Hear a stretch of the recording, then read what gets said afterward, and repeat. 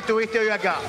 Bueno, básicamente, digamos, el motivo por el cual yo vine acá es porque la idea es que este gobierno intenta restaurar un régimen fascista como el de la década del 30, donde básicamente, digamos, los empresarios y los políticos corruptos hacían negocios a espalda de los trabajadores.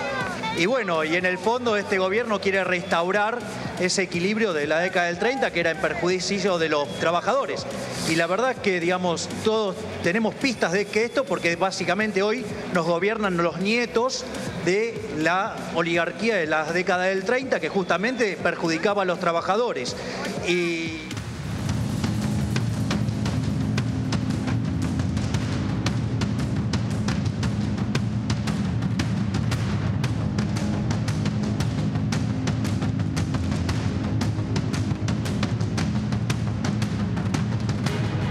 así era escoltado por Gendarmería Carlos el Perro Santillán, dirigente que se estaba sumando a la movilización de la CGT. La verdad es que me parece que si llegamos al nivel y al punto donde la gente no va a poder salir a manifestar, este país se va a tornar mucho más violento de lo que está. Hoy se ve una violencia inusitada para la época, claramente habíamos dejado de verla en estas instancias. Creo que la grieta está más grieta que nunca. En la calle se nota mucho. A diferencia del 2001, en donde la gente que salía a reclamar era un grupo homogéneo de personas, homogéneo por lo menos en los objetivos. No habrá habido más de 3 objetivos, claramente, pero en donde la clase media se homogenizaba con la de abajo y todos tenían las mismas penurias, el mismo sufrimiento, el mismo padecimiento que hoy tienen básicamente las clases sociales. Acá se mezcla una cuestión de piel, ni siquiera ideológica. Porque es muy inteligente Javier Milei al decir vamos a llamar un plebiscito si este DNU no sabe. Es inteligente porque sabe perfectamente que hay mucha gente que no comprende el fondo del DNU, no comprende el fondo de esas políticas y no comprende a dónde nos llevan esas políticas. No porque la gente sea boluda, es porque la gente no para de laburar, no puede revisar la historia y porque a veces la confianza en el líder hace que no crea en que realmente lo que está haciendo ese líder es eso. Digamos, que alguna vez puede salir bien, ¿no? Cuando hay varios factores dentro del sistema que apoyan esa política porque es el sistema apoyando esas políticas y bueno, la gente descansa en ese paraguas o en esa reposera del sistema que se lo está poniendo para que de alguna u otra manera no haya quejas. Eso que sucedió acá se vio sistemáticamente en la movilización de hoy, pero además con varios condimentos de mojada de oreja por parte de Patricia Bullrich. Es como que se está instigando a la violencia para que los decretos sean más fáciles de acomodar dentro de la sociedad. Cuando un decreto de necesidad y urgencia no lo es, lo que se necesita son las condiciones y el contexto de necesidad y urgencia para que ese decreto pueda caminar tranquilamente y no tenga el quilombo que tiene hoy Javier Milei en el Congreso y también en la calle. Porque hay dos cosas, tanto el Congreso como la calle es como un espejo de lo que está ocurriendo en cuanto a la reacción respecto a, primero, un DNU que no tiene razón de ser DNU por lo menos, y si en algunos puntos hay razones, perfecto, hay que debatirlas y hay que hablarlas, porque hay mucha gente dentro del Congreso que está dispuesta a darle un aval a eso. Hay dentro del radicalismo y hay dentro del PRO gente que está dispuesta a darle un aval. Eso sí, Cambiemos se rompió, Hace un rato nada más, Pichetto y la coalición cívica se hicieron un propio bloque con el grupo de Schiaretti de Córdoba, así que hay un nuevo bloque dentro del Parlamento en el Congreso Nacional, obviamente, y se está expresando de esa manera. Ya en un ratito vamos a ver cómo le mojaban la oreja desde seguridad Patricia Bullrich. ¿Qué haces, Carlos? ¿Cómo estás? ¿Qué decís? Gracias por venir, viejo. No, gracias a vos. Gracias a vos. La verdad, ni ton ni son, no he visto una pieza que, no sé si es jurídica, ¿qué es eso? Necesidad y urgencia, es un estado de excepcionalidad. Ha saltado vallas, no sé cómo se vuelve de esto. Me parece que a mí se vuelve con esto, ¿no? Digamos, se vuelve o del Congreso con un patadón o de la calle. Lamentablemente es así. O alguien dentro del Poder Judicial deberá poner algún límite. O la no Corte, creo que sea de ahí. algo ya. No creo porque... No, ahora ni per salto. No. Lo digo cuando llegue la instancia. Pero estuvo reunido el ministro de Justicia, Mariano Cunio Libarona, con los muchachos, con los cortesanos, y salió contento. O sea que alguna respuesta se ha llevado de manera positiva para lo que está pasando. Pero bueno, vamos a ver qué decía Carlos Santillán, el perro Santillán, respecto a la detención de él. Vamos. La verdad que a mí me hace acordar mucho a la dictadura, o si no a los tiempos en que el estado de sitio primaba en la Argentina, ¿no? Lo que pasa es que nos quedamos sin colectivo, no sabemos cómo vamos a volver, no tenemos un mango, no tenemos para comer, no tenemos nada. ¿Qué le pasa a esto? ¿Qué le pasa a Patricia Bullrich? Nosotros venimos a manifestar, nos ampara la Constitución, no sé qué está pasando. ¿Quiere vender la patria? ¿Qué es esto? Si no nos quedaremos ahí, que disponga el gobierno, que disponga Milei, Patricia Bullrich, ¿qué hace con nosotros? No tenemos nada. Veníamos a manifestar y nos volvíamos. Que vean cuánta guita traen mis compañeras y compañeros. No tenemos para morfar con lo que cuesta las cosas. Claro, ya estoy yendo con Cachorro Godoy, ya voy con Lalo Miranda, que nos está hablando y estamos en segundos con él. Quería decir una cosa, porque parece como traído de los pelos esta realidad que está describiendo Carlos, el perro Santillán. Y después vamos a ver a Patricia Bullrich diciendo, no, pero ¿cómo puede ser que recién van 16 días de gobierno, 17 días de gobierno y ya tenemos 3 marchas en contra? Y la línea, de hecho eso mismo lo decían, básicamente, había un 42, 43% de pobreza actualizada a diciembre, al 10 de diciembre. Sabemos que la inflación está íntimamente relacionada a la pobreza o directamente relacionada. Si vos subís la inflación un 118% en alimentos en una semana, ¿cómo no vas a tener marchas? Le sacaste más del 50% del salario a la gente del bolsillo y te lo llevaste. Es imposible que la gente no saca. Practicalo con vos, Bullrich, que sos clase alta, con la guita que te pagamos entre todos en la jubilación. Practicalo con Guillermo Yanco, tu esposo. Pero claro, ustedes tienen otros curros, pero si no lo tuvieran, también saldrían a la calle en una semana, porque la fina línea entre la clase media y la clase más humilde en la Argentina era muy finita, chiquitita. Ustedes lo sabían, lo decían en campaña. Si vos esa línea la borrás y empieza a caer gente, esa gente que está cayendo sale a la calle automáticamente, porque fue muy brusca la devaluación que se produjo y fue muy brusca el shock y el impacto inflacionario que hubo en los últimos días. De eso se trata. Lalo, ¿qué haces? Buenas tardes, ¿cómo va? ¿Qué tal? ¿Cómo estás, Tomás? Muy buenas tardes. Buenas tardes es una forma de decir, es una forma de decir. La verdad que hoy pasamos una tarde tremenda, es decir, manifestación, golpes, persecución. Estamos en la CTA Autónoma. Cachorro Godoy, gracias por atendernos, sabemos que estás a full. ¿Cómo se sigue con todo esto? Bueno, en primer lugar, muchas gracias por compartir este momento. Mi solidaridad con los trabajadores y trabajadoras de prensa que han sido agredidos por la policía de la ciudad y la Gendarmería Nacional y también reiterar el reclamo porque todavía los 6 compañeros que han sido arbitrariamente detenidos todavía no han sido liberados y esto es un reclamo que quiero reiterar. El gobierno está haciendo... ¿Cuántos compañeros dice usted? 6 personas. 6 personas, son 6 personas al final. Se hablaba de 8 también. Son 6 personas. Bien, ¿son todos de ustedes, Cachorro? Hay un compañero que es militante de la CTA y otros que no lo son, pero los abogados de nuestra central se han puesto a disposición para tramitar su libertad y en este momento están en esa tarea. ¿Bajo qué figura se los llevaron, es Cachorro? Absolutamente, las detenciones fueron absolutamente arbitrarias, innecesarias y solamente tuvieron el objetivo de demostrar la impunidad y la decisión policial de construir un escenario represivo para justificar este despliegue inaudito que desarrolló, que puso en la calle el gobierno militar, que el gobierno de Milei, que fue casi para una acción de guerra, cuando lo que había es una gran concentración masiva y que se ordenó por sí misma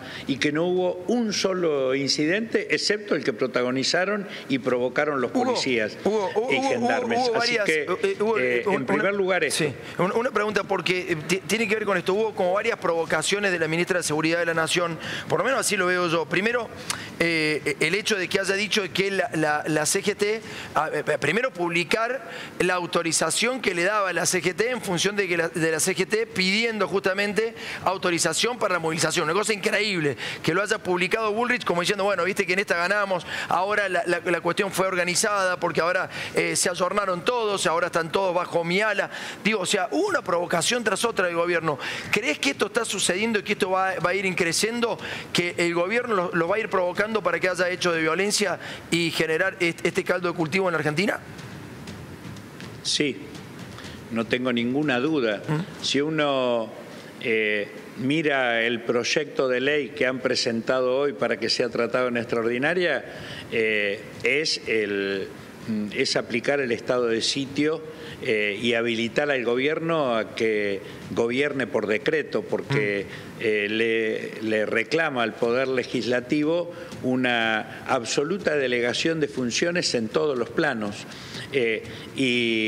Y además modifica normas del funcionamiento cotidiano. En tiempo de la dictadura vos te juntabas 3 en una esquina y eras pasible de ser detenido, que te apliquen asociación ilícita por la vigencia del estado de sitio. Sí. Bueno, esa misma disposición está en el proyecto de ley que acaba de presentar hoy el ministro Franco por encargo del presidente Milei en la Cámara de Diputados para que sea tratado en sesiones extraordinarias. Entonces, para poder construir un escenario que justifique esa situación, es que están montando este escenario de guerra, de aparente guerra, de violencia, de enfrentamientos que no son tales, porque esto es lo mismo que el decreto de necesidad y urgencia que planteó la semana pasada. No hay ninguna necesidad ni ninguna urgencia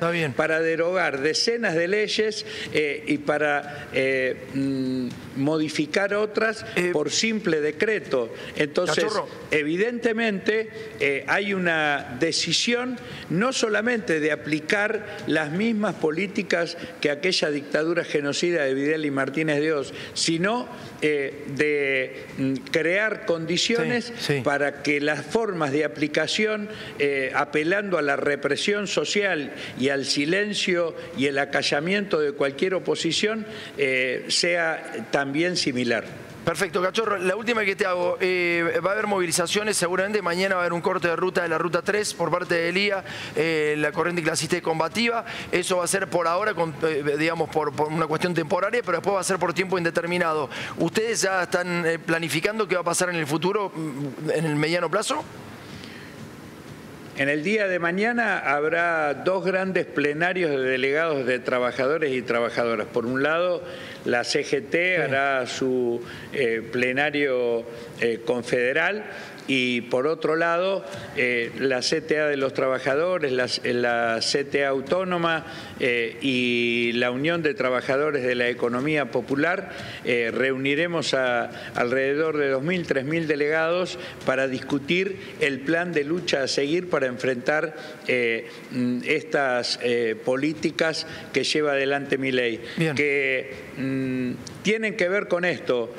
Primero, hay una fuerte agresión a los bolsillos de los argentinos, promoviendo la hiperinflación con esta devaluación del 120% y la liberación absoluta de los precios, con lo cual ya teníamos un nivel de pobreza de alrededor del 43%, cuando termine diciembre vamos a estar superando el 50% de pobres en la Argentina, y y cerca del 12% de indigentes que no les alcanza para comer. Y por otro lado, vamos a enfrentar también esta decisión de gobernar por decreto y reclamarle a la justicia, como lo hicimos hoy, y al Congreso de la Nación, que de manera inmediata derogue y rechace este DNU a través del cual Milei quiere gobernar por decreto el país. Te mandamos un abrazo grande. Gracias, Cachorro.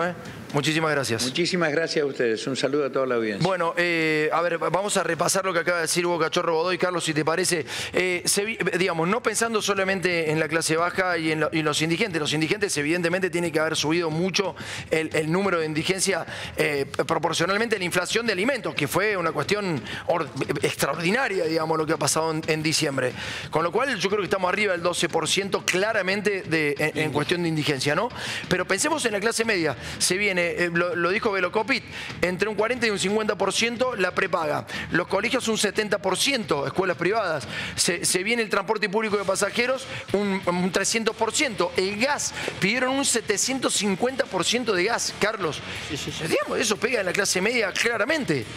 ¿Nos vamos a empobrecer? La verdad me cuesta pensar qué es lo que ellos, los hacedores, los decidores, están pensando sobre el país. Me cuesta, porque no puedo ver tanta locura, tanta irracionalidad, más allá de lo ideológico que esté en el alma del presidente de la nación, ¿viste? No, está claro. Y titular como Alberdi, bases para... Pero es una locura. Pero todo se va, es imposible. Bien. Hay límites. Ya vamos con otro de los protagonistas de esta tarde de la marcha de la movilización, uno de los más importantes. Primero quiero que repasemos esto. Lo que decía ayer Milei respecto a la ley Kicillof. A ver, ¿fue mal hecho el procedimiento por el cual Argentina se queda con YPF? Sí, la mayoría de los juristas dicen sí, fue pésimamente hecho. ¿Está bien nombrar la ley Kicillof al pago de esos 16.000 millones de dólares? Es una provocación. Es una provocación. Pero el problema es que existió eso que se presentó patrióticamente. Negligencia, absolutamente una negligencia. Interna con toda la normativa de la propia yacimientos petrolíferos fiscales, o Repsol. Muy negligente. Repsol. En ese momento Kicillof fue negligente, sí lo fue. Yo creo que fue negligente, que no tuvo un negocio para hacer, creo que no. ¿Viste? O sea, me parece. Tienen equipos jurídicos, los ministros de Economía tienen equipos jurídicos que alguien podría haber dicho algo respecto a lo que estaba sucediendo. Ahora sí, evidentemente. Los derechos fueron vendidos a fondos buitres. Exactamente. Ojo al hilo. Fue con Eskenazi. Y ahí, un hombre de Néstor Kirchner. Ojo. Digamos, ahí hay como una masa que es difícil de criticar. Pero bueno, esto decía Milei respecto a cómo se va a pagar esos 16.000 millones de dólares que dicen por jurisdicción que se juega en Nueva York, lo que se le deben a los muchachos que ahora le compraron a Eskenazi el paquete accionario de YPF. Dale. Kicillof, a partir del 10 de enero vamos a tener que empezar a pagar, por una decisión judicial, los 16.000 millones de dólares por el juicio contra YPF. ¿Qué decisión va a tomar o tomó el gobierno, el Poder Ejecutivo, sobre esto? Bueno, nosotros, acá hay un problema porque la plata no la tenemos. No tenemos 16.000 millones de dólares para pagar, esa es la realidad. Pero sí tenemos el willing to pay, ¿no? La voluntad de pagar. Nosotros lo que vamos a hacer, que es una idea, esta es una de las ideas que estamos trabajando, es crear la tasa Kicillof, es decir, pagarle a este fondo con un perpetuo, con un bono perpetuo, con algo que se llama la tasa Kicillof. Y que los argentinos tengamos que pagar todos los años una determinada cantidad de dólares. Señores, nos vamos al móvil, ahora sí, ahí estaba la tasa Kicillof con la que dice este muchacho que nos vamos. Está Isabelino ahora en línea para hablar de hidrocarburos, ya me voy al móvil. Roberto, dame un segundito nada más. ¿Cómo anda Isabelino Rodríguez? ¿Qué dice? Buenas tardes. ¿Cómo le va, Tomás? Un gusto saludarlo. Bueno, ¿cómo la ves a esta de pagar lo que supuestamente se le debe? En realidad es un estudio jurídico o un fondo de inversión que compra el juicio a Eskenazi, que se lo vende en España, es todo un chino, pero finalmente es lo que supuestamente le debe el país, según la Corte de Nueva York, a estos muchachos, 16.000 millones de dólares. ¿Cómo ves eso? Y la verdad que sobre ese tema no tenemos posición formada. Nosotros, imagínate, somos 5.000 pymes que vendemos combustible y que nos dedicamos solamente a tratar de mantener esas pymes vivas, ¿no? Así que es un tema que está bien. De política que nos excede, ¿viste? Y el decreto de necesidad de urgencia lo que hace es que ustedes puedan, capaz que deshacerse o las marcas puedan deshacerse de ustedes, digamos, ¿no? Con este decreto supuestamente se libera también las marcas de las propias estaciones de servicio en la relación con las pymes, ¿no? Bueno, con relación a eso hemos empezado a conversar, a ver cuáles son los grados digamos, de concentración que puede haber y gracias a Dios somos una confederación grande que une a todas las provincias del país y a todas las estaciones de servicio del país, y creo que conversando podemos llegar a situaciones positivas. De todas maneras, esto es algo que es muy reciente y recién estamos empezándolo a transitar. ¿Se viene más aumento del combustible para vos? Hay una carga impositiva del 7 trimestre que no fue pasada, que es el impuesto a los combustibles líquidos, y que hay que ver qué adopta. ¿Qué decisión adopta el gobierno con eso frente a esa carga impositiva que en su momento no fue trasladada? Y bueno, y ver si hasta dónde el bolsillo de los clientes resiste los aumentos que se están produciendo. Bueno, muchísimas gracias. Te mando un abrazo grande. Gracias, Isabelino, por habernos atendido. Gracias a vos. Bueno, ahora me voy al móvil. ¿Qué haces, Roberto? ¿Cómo estás? Buenas tardes. Buenas tardes, Tomás. Estamos en Palermo. Estamos junto a Rodolfo Aguiar, secretario general de ATE Nacional, que ya te escucha. Antes que todo, queremos saber cómo fue el día de hoy y, bueno, qué se vivió. No, la manifestación colmando la plaza frente a tribunales creo que de por sí sola muestra que hay una conflictividad en ascenso. Las organizaciones sindicales habíamos decidido convocar nada más que a nuestros cuerpos de delegados. Sin embargo, la plaza desbordó. Avanzamos, las condiciones están dadas, se acelera la huelga general. El nivel de agresión del que estamos siendo víctimas, en este caso los trabajadores estatales, es insoportable. Yo digo, mega DNU más ley ómnibus es una reforma constitucional que se intenta hacer disfrazada. Es decir, estamos frente a una reforma constitucional disfrazada y la democracia está herida de muerte en la Argentina.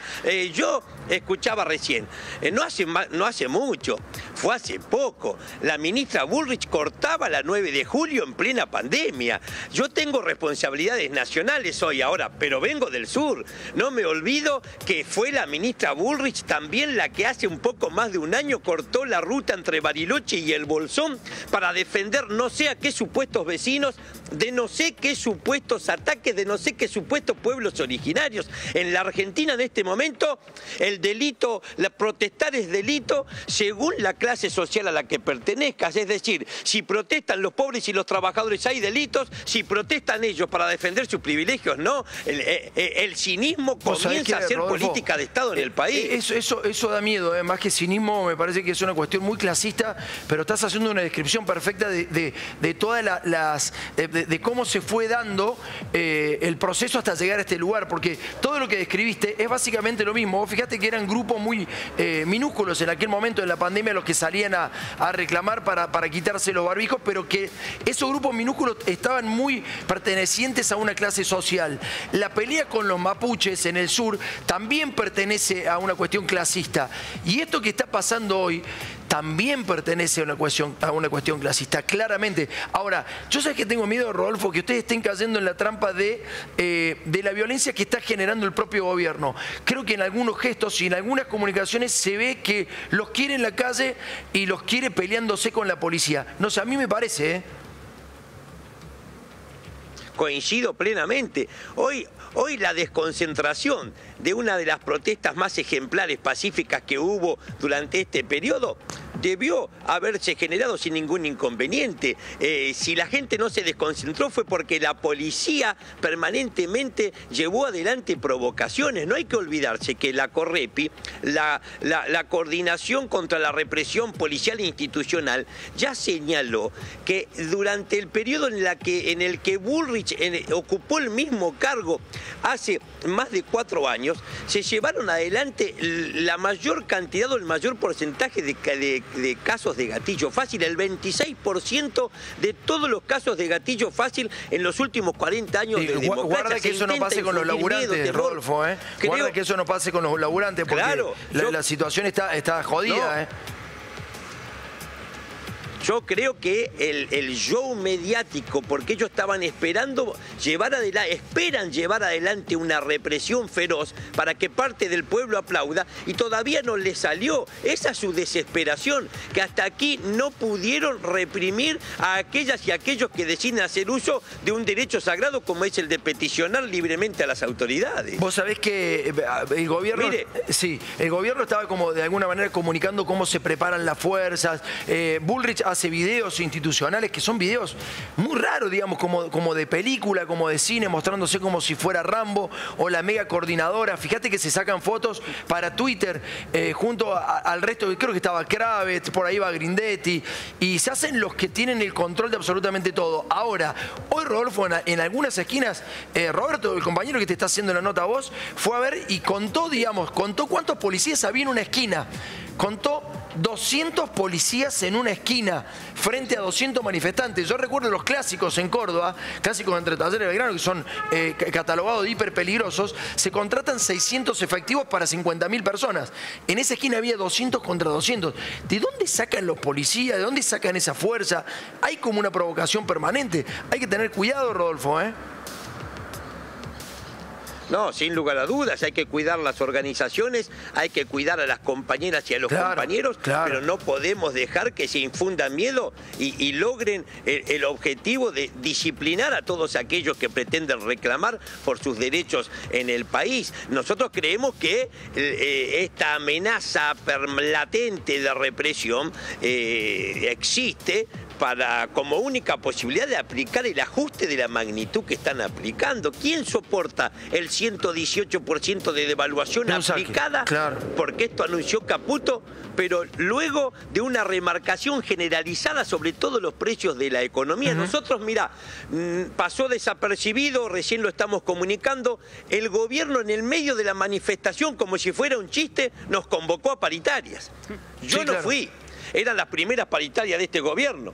Fue una comitiva de nuestro sindicato. Y Milei mostró su coherencia. Llegó sin ninguna propuesta salarial para seguir licuando los ingresos de todas las trabajadoras, de todos los trabajadores, de las jubiladas y los jubilados. Es cierto que lo llamó paritarias, pero dijo Milei, creo que fue con Majul, que dijo que no iba a haber aumento. No hay aumento, ¿no, Carlos? No hay aumento taxativamente. Creo que Majul se lo preguntó directamente, se ve que estaba anotado eso dentro del temario charlado, y le preguntó justamente si iba aumento de empleado público, y dijo que no, cero, no hay plata, dijo. Mire, nosotros decimos, no nos ponemos la camiseta de no hay plata. Plata siempre hubo, plata hay que ver quién la tiene, y solo basta con revisar cuáles son los balances de las grandes empresas en nuestro país. Yo voy a dar un solo ejemplo. Techin, en los primeros 7 meses de este año, informó ganancias por 966.000 millones de pesos. En el mismo periodo, 7 meses del año 2022, 299.000 millones, es decir, un incremento del 232%. Duplicaron la inflación, que fue del 120%. Son los únicos que ganan en esta crisis, mientras el pueblo se empobrece a pasos agigantados. Acá, en la Argentina, la libertad no avanza, Lo que avanza es el ajuste, la pobreza y la miseria. Gracias, Rodolfo. Te mandamos un fuerte abrazo. Gracias, Roberto. Muchísimas gracias. No, estaba pensando en eso que decía recién ayer, ¿no? Que Techin había ganado tanta guita, casi 1 billón de pesos, no lo sabía. En su balance declaró casi 1 billón de pesos de haber ganado este año. Ahora, muchos te dicen, bueno, pero ¿por qué las empresas que ganan con un gobierno después terminan apoyando a otro gobierno? Y esto es simple. Esto es simple. porque ganan en pesos y después necesitan los dólares, pero dólares no hay. Y entonces generalmente los gobiernos de derecha o toman créditos en el exterior para que estas empresas saquen su guita afuera en dólares, o si no hacen lo que hace Milei, liberan absolutamente todo. ¿Quién termina ganando? El de arriba. ¿Quién va a tener los dólares? El de arriba. Es simple esto, muchachos. Es simple. De hecho, estatizó la deuda privada y pasó de largo. O sea, realmente el shock fue un shock muy fuerte. Fue un shock de precios, fue un shock en seguridad, fue shock en absolutamente todo choqueado. El gobierno de Milei parece que hubiera empezado hace mucho tiempo. Empezó hace 17 días, absolutamente nada. Porque es un padecimiento. Globalmente, la transferencia y más allá de que te dicen las medidas financieras. La transferencia de dinero. Vamos a... Sí, viste que están... Es un galimatías directamente. Vamos a ser más pobres. Mirá, este tipo de cuestión, hoy hablaban de Chile en el programa anterior, por lo que sucedió en su momento con las manifestaciones, ninguno de estas cuestiones que se probaron por primera vez históricamente en Chile, justamente, en la Chile de Pinochet, con los Chicago Boys, que son los mismos que inspiran a los que hoy van por el shock. El shock es tratar de lograr la insensibilización total de una sociedad para que se amolde, para que sea sumisa a todo esto que hace a la mayoría más pobre. Yo veo una provocación constante por parte del gobierno y no la entiendo todavía. La verdad, sinceramente, veo a Bullrich compartiendo en Twitter una nota de la solicitud enviada por Daer. ¿Por qué lo hace? Ya son cosas institucionales, privadas. Mostrémosla de la placa 4. ¿Por qué lo publica Bullrich a eso? Son cosas de gobierno, formales, que inclusive la CGT, siguiendo la línea del gobierno, dice, bueno, está bien, te voy a presentar la solicitud. Pedimos. Claro, exactamente. Ella lo hace a propósito, como los disciplinamos a esto. Está bien, pero sigue eso. Y bueno. Ahora vamos a escuchar el tape de Bullrich, que dice que la CGT va a pagar los daños y va a limpiar el lugar. Escuchala, dale. 16 días que ha asumido este gobierno y ya es la tercera manifestación. Nos parece importante que en la Argentina se comience a tomar conciencia respecto a la necesidad de cambios profundos que modifiquen la situación de pobreza, de baja productividad, de problemas enormes que tenemos en el trabajo, en la producción, en el desarrollo y en la falta de crecimiento de la Argentina. No se entienden las provocaciones, sinceramente todavía no lo capto eso. ¿Por qué? ¿Qué está buscando? Ojo, porque Bullrich responde a un sistema de compra de armamentos, ya lo hizo durante el anterior gobierno y ahora lo está haciendo de nuevo porque todo su esquema está armado, todo su andamiaje económico está armado en la compra de armamento a Israel y a los Estados Unidos, sobre todo a Israel. Por eso Bullrich y Petri están en dos ministerios en donde lo que se necesita es comprar armas. Guarda que no esté instigando la violencia y después diga, necesitamos determinado tipo de armas que se utilizan en Israel. Acordate de lo que te estoy diciendo, es muy probable que esto venga en cualquier momento. Necesitamos esta tipología de armas porque con esta se combate de esta manera, no se mata el personal, pero con esto si lo activamos de esta manera se sigue el siguiente protocolo. Bueno, hay un negocio importantísimo de armas por detrás y me parece que Bullrich está tratando de fogonear para eso. Vamos a hablar ahora con el doctor Rodrigo Recalde, que está en línea. Rodrigo, ¿cómo anda usted? Buenas tardes.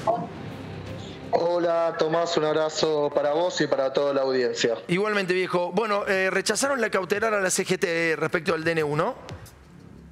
Yo soy secretario de organización de ATE Capital, Tomás, soy licenciado, no soy doctor. Y sí, desde ATE y desde la Central de los Trabajadores de la Argentina hemos rechazado la cautelar, hemos presentado una medida para que se reconsideren aquellos puntos que nosotros vemos totalmente inconstitucional y que avasallan los derechos de los compañeros y compañeras trabajadores. Che, ¿cómo viste hoy el funcionamiento de la marcha? ¿Qué te han dicho los muchachos ahí adentro, internamente? No, la verdad yo te comento, ahí escuchaba a Bullrich decir que deberíamos salir a limpiar la mugre que habríamos dejado. Bueno, deberíamos hacerle pagar a Caputo la deuda que nos dejó, ¿no? También, digo, porque creo que entre un papel tirado en el suelo y los 58.000 millones de dólares que nos dejaron de deuda, hay un desfasaje muy, muy importante.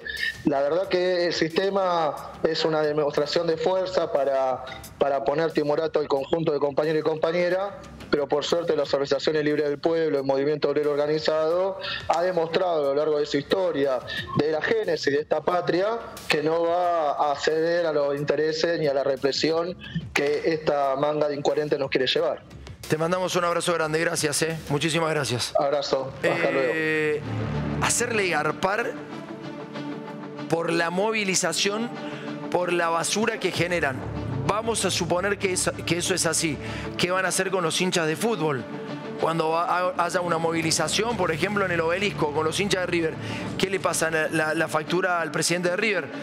¿O con los hinchas de Boca, o de San Lorenzo, de Independiente, de Racing? ¿Cómo sería eso?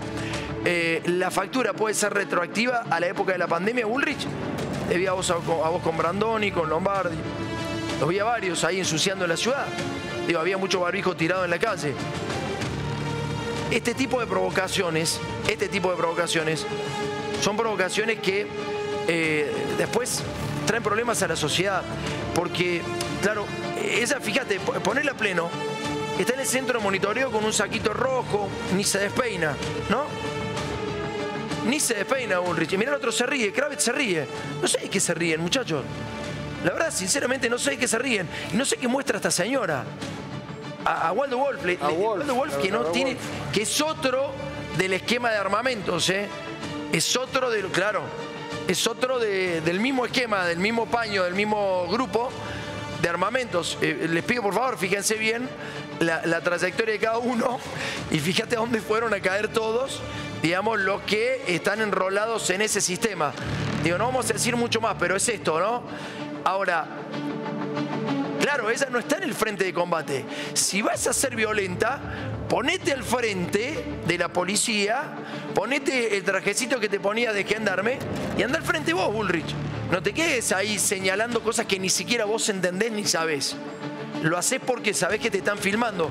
Bueno, anda al frente vos de combate, anda al frente de la marcha y contame si querés seguir asusando a la gente para que sea violenta.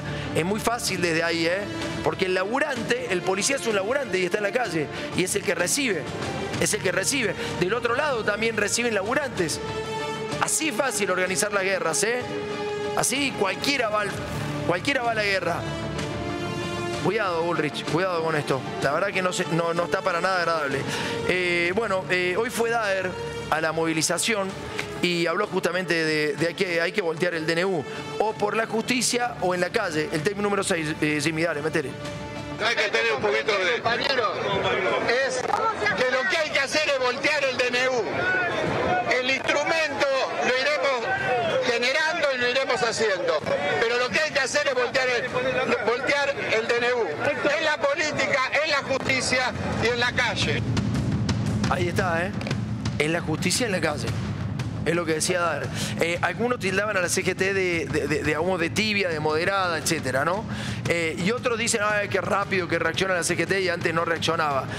Insisto con esto, cuando Massa impone la devaluación ese lunes post-elección del 22%, que después sale desesperado a explicar que había sido el Fondo Monetario, una boludez, loco, digamos, no me importa quién fue. Y que pedían más, pero él logró menos. Un 22 que hizo un desastre. Hizo un desastre ese 22%. Después se arrepintió Massa y empezó a imprimir guita y a ponerla porque ese 22% realmente le pegó muy fuerte, sobre todo el que no estaban parados por paritaria o el que no estaban parados por un laburo en blanco. Hizo mierda todo ese 22%. Pero esto fue el 130%. Primero el 118 y después se fueron sumando micro devaluaciones que se vuelve dólar oficial muy cerquita de apagar la brecha. Hay un 10% de brecha. Había más de un 200%, 240%. ¿Entendés? O sea, todos sabíamos que esto le producía un daño tremendo e irreparable a la gente sobre todo. Bueno, es lo que produjo Milei en 17 días. Milei dijo, que no sabía si no explotaba. Ayer a la noche. Vuela todo por el aire. Cuando apelan a la metáfora y a la filosofía platónica, él dice... De la caverna. Él dice, yo salgo de la caverna. ¿Y puede explotar? Sí, puede explotar, dice. Pero me arriesgo. Guarda con eso, porque también salió Expert esta mañana a decir que esto podía explotar.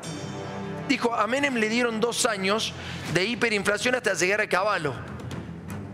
Pero dice, en este caso no sé si va a haber tolerancia de 2 años y todo puede explotar. Dijo, no le pongo la firma que esto no explote. 2 países distintos estamos hablando, con todas las críticas que vos podés hacer a la etapa. No, claro, obvio.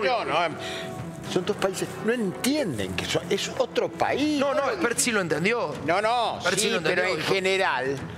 la cuestión de la implosión, explosión, como quieras, me parece que no lo mensuran con responsabilidad muchas voces que hablan así. No estoy refiriéndome a Expert, sino en general. Bueno, hubo 6 manifestantes detenidos. No sé la figura, porque recién se la preguntábamos a Cachorro Godoy, no sabía bajo qué figura habían sido detenidos. Sí nos pareció espantoso lo que le hicieron a Carlos el Perro Santillán.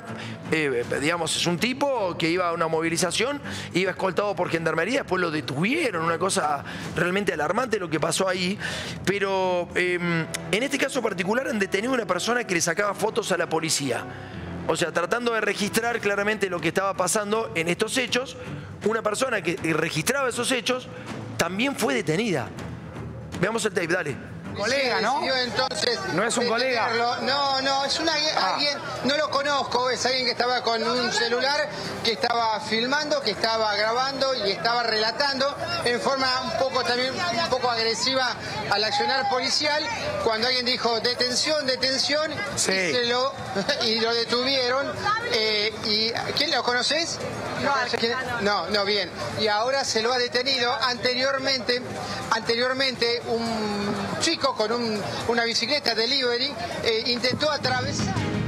Bueno, perdona, Leo. La verdad, sinceramente, no se entiende el tema de las detenciones, bajo qué figuras son, y está bien que la gente registre y filme los episodios que se producen en las marchas, porque no tienen otra posibilidad de poder defenderse. Ahora, todo esto, previo a la marcha, ¿qué debería hacer un presidente de la nación? Poner paños fríos. Estamos bajo una política de shock. Sí, se está aplicando una política de shock. Hay descripciones muy buenas. Quizás es harto repetido esto, pero la que mejor lo describe es Naomi Klein, que es una de las primeras periodistas canadienses, que describe cómo la CIA de alguna manera empieza a pergeñar las políticas de shock junto a Milton Friedman, que es uno de los admirados por Javier Milei. La insensibilización, como te decía, la técnica que se utiliza lo hacía el laboratorio. Exactamente. Es la insensibilización. Eso era una técnica de laboratorio, pero el shock en general está dado para revertir de alguna manera las políticas en determinados lugares. Milton Friedman había inventado esto que vemos ahora, en manos de Javier Milei. Había inventado este neoliberalismo, si se quiere, entre comillas, neoliberalismo, para ponerle un nombre. Entonces decía Milton Friedman, ¿dónde vamos a aplicar estas políticas? Y decía, bueno, pará, porque el laboratorio no puede ser Estados Unidos. No, claramente no. Bueno, tenemos que ir a buscar uno de los países en donde nosotros podamos aplicarlo y bueno, y no nos interese si pasa algo. Entonces bajaron a Chile. Una Chile que estaba próspera, una Chile que venía con casi nada de desempleo, casi nada de pobreza, que venía con una situación de igualdad extraordinaria. Entran a Chile, hacen un golpe de Estado. Me había olvidado decirte esto. Las empresas que financiaron ese golpe fueron las empresas norteamericanas. Son las empresas que de alguna manera imparten cultura, que también está descrito después en otro libro que no habla del shock, sino del segundo estadio, digamos, de la cultura norteamericana. Nike, Coca-Cola y otras, y otro, Rockefeller y Rothschild, obviamente financiando el golpe de Estado en Chile, metiendo sangre y cambiando el modelo. Después pasaron a Argentina, pasaron a Brasil y fueron aplicando el mismo modelo. Pero claro, eran sociedades que venían de prosperidad. Ellos quisieron hacer ahora la política de shock en una sociedad en donde el nivel de pobreza es alarmante. Es realmente alarmante. Es más o menos como te dicen siempre algunos que se hacen, los que estudian sociología, te dicen, es la política del sapo en la olla. Bueno, en Chile se hizo eso, digamos, básicamente le fueron calentando el agua y después el sapo no se dio cuenta y ya estaba muerto. Acá no, al sapo lo tiraron en aceite hirviendo y el sapo salta. ¿Cómo no va a saltar? Hermano, si estás en una situación calamitosa. No es lo mismo la política de shock en una sociedad próspera que una política de shock en una sociedad desesperada. Ese es el problema. Bueno, vamos a ir ahora a los constitucionalistas que advirtieron que el plebiscito sobre el DNU que propone Javier Milei no sería vinculante para su aprobación.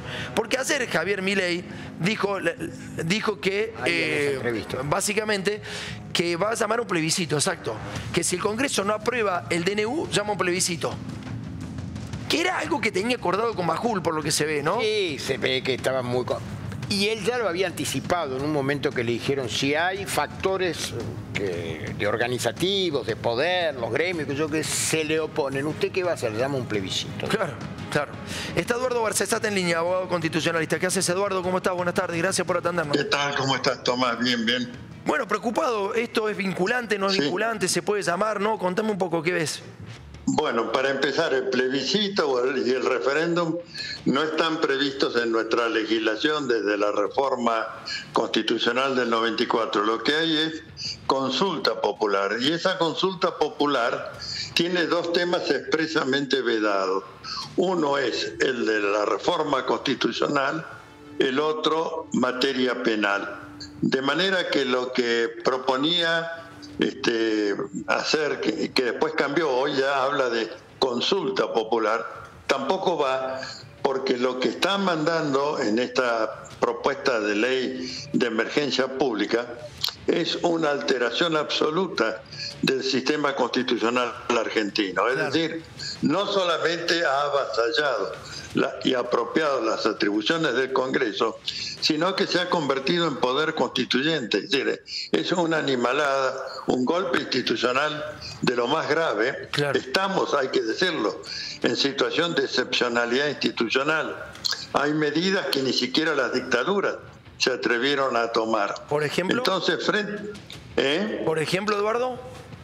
Por ejemplo, modificar el artículo 34 del Código Penal, el 194, establecer la forma de endeudamiento y de garantía del endeudamiento con las riquezas y recursos naturales. Bueno, esto desborda la institucionalidad abiertamente.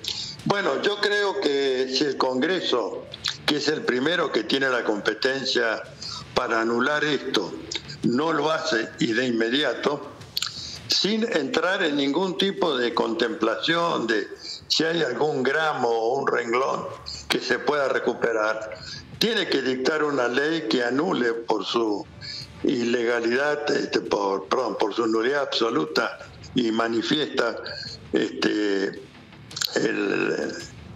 decreto 70/23 y el proyecto de ley número tanto, y artículo 2, comuníquese, nada más. Es decir, no dejar que nada de esto quede en pie, porque estarían renunciando al conjunto de sus atribuciones.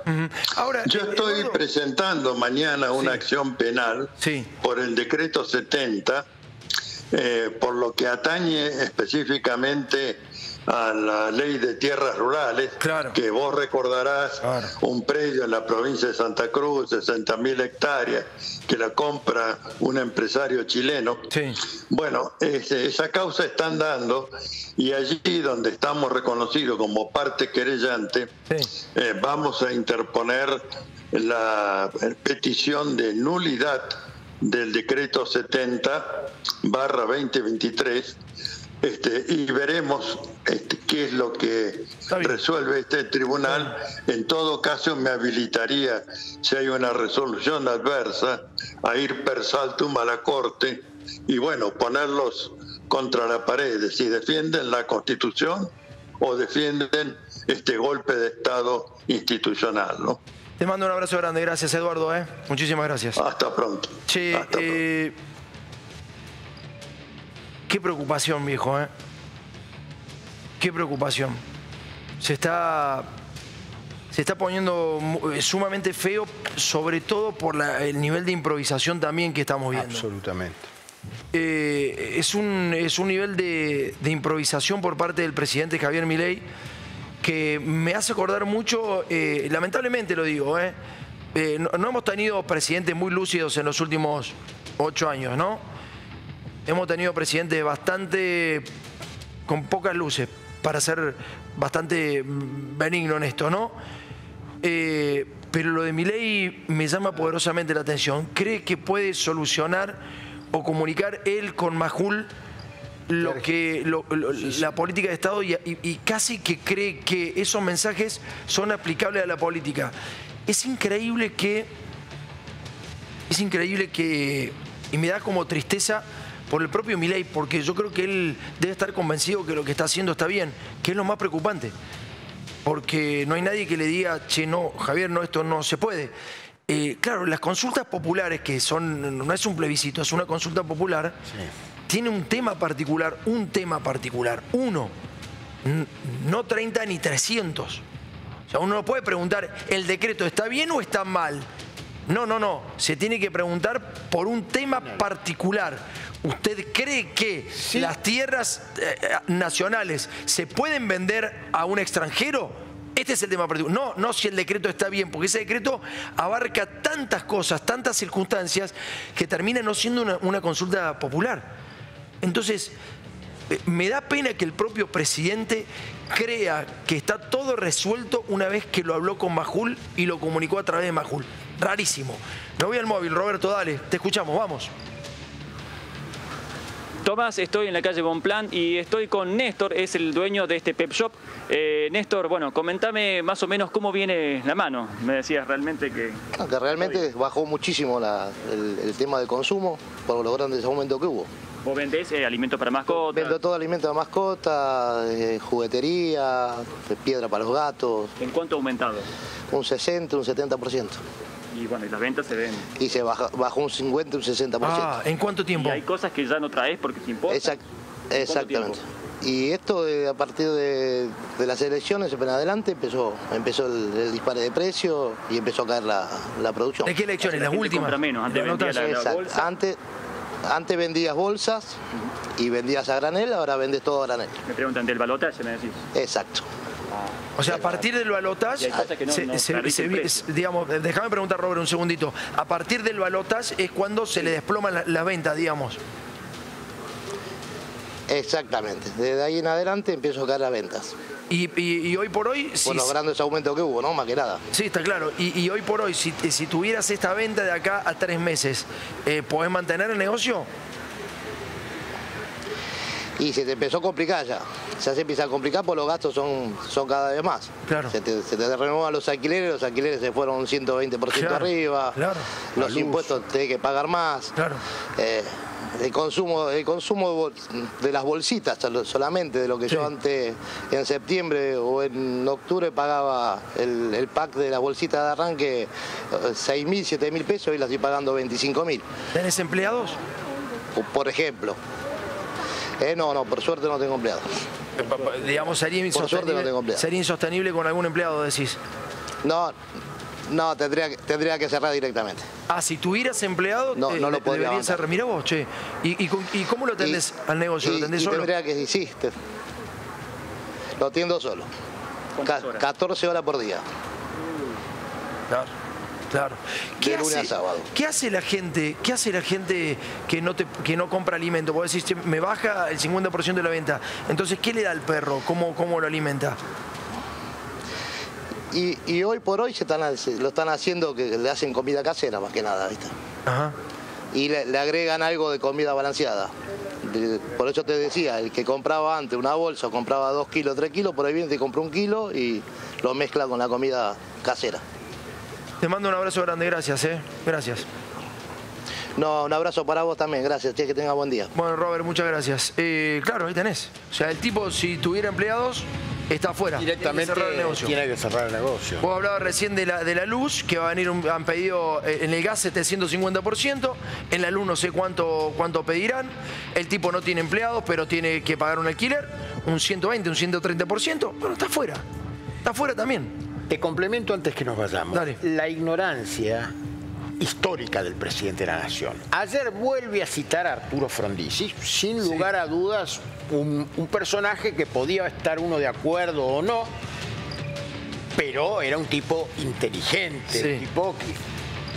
Acordate que allí rigió el plan de conmoción interna, el plan Conintes, donde los ponían en el puerto a los trabajadores que asumían la huelga y demás. Es decir, me parece que le tiran papers, más allá de lo que él domina en su criterio económico, le tiran papers y dice cosas que no tienen congruencia, ¿me entendés?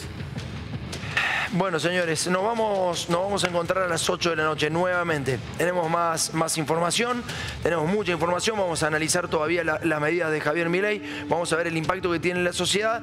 Hemos hablado con empresarios, hemos hablado con gente de adentro de la Libertad Avanza, hay mucha intranquilidad en serio, inclusive dentro de la propia Libertad Avanza. Hay como rupturas entre los ministerios y los ministros con el propio Javier Milei, hay como un aislamiento del propio Javier Milei que se está aislando de los propios ministros, hay un enojo importante con Guillermo Franco, que era básicamente el armador político de todo esto. Ya a 17 días hay enojos que son digamos, visibles, claramente visibles, porque los diputados de Córdoba no estarían respondiendo a los designios de Javier Milei.